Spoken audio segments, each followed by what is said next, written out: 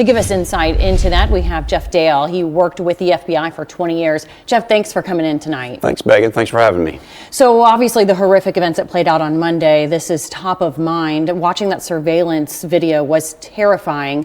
I can only imagine everybody inside that school and church, they just had seconds to react. What do you do if you find yourself in that kind of danger and you have to immediately make a decision that will save your life? Absolutely. Well, first of all, I want to give my hats off to Metro Nashville PD. They did it exactly how they're trained. They're very well trained police department, and my hat's off to them.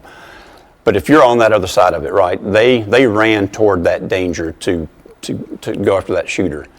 But you need a plan. Everyone needs a plan that they've already prepared in their mind, right? Untrained versus trained. And that's just going through cycles in your mind. What if I found myself in this situation? Do I have multiple exits? Can I run depending upon the proximity of that shooter, right? Mm-hmm. Is he far enough away where I can actually flee? Or do I need to barricade myself in a room to buy time for Metro PD or anyone else to show up and take out that active shooter, right?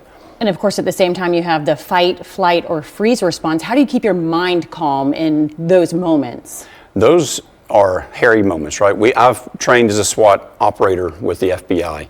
We go through repetitions, because when you do that, as they say, you will, instead of rise to the occasion, you'll fall to that level of training. Mm-hmm. If you have not prepared yourself in your mind for that event, that day, or whatever it may be, whether fire, weather related, in this case, active shooter, if you've rehearsed it, at least in your mind, you've played over that reel, then you're going to be more susceptible to be successful in achieving that plan. Everyone needs a plan. Everyone needs a safety plan.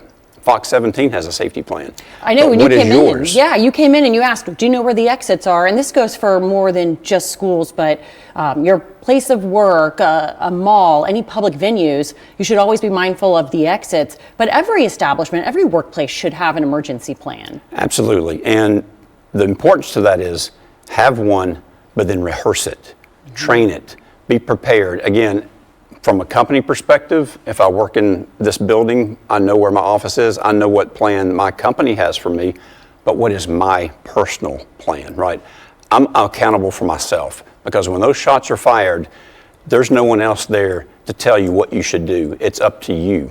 Mm-hmm. And the national initiative that the FBI is sending out to America if you do find yourself in that situation. So what the FBI, the initiative that we have adopted is the run, hide, fight. And that is exactly that.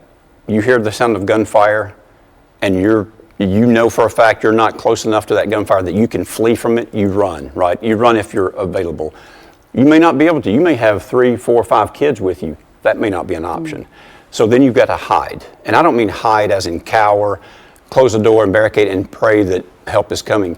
You're physically, actively engaged in blocking that door, putting everything against that door that you can, pulling the blinds, turning off the lights, trying to keep quiet while you're preparing, then looking around. What could I use as a weapon? Wow. That's where the fight comes in. Because if that person breaches that door, I'm not going to let them win that fight. So you're going to take over that day. But I want to make your viewers aware too that, an active shooter, they're looking for an easy target.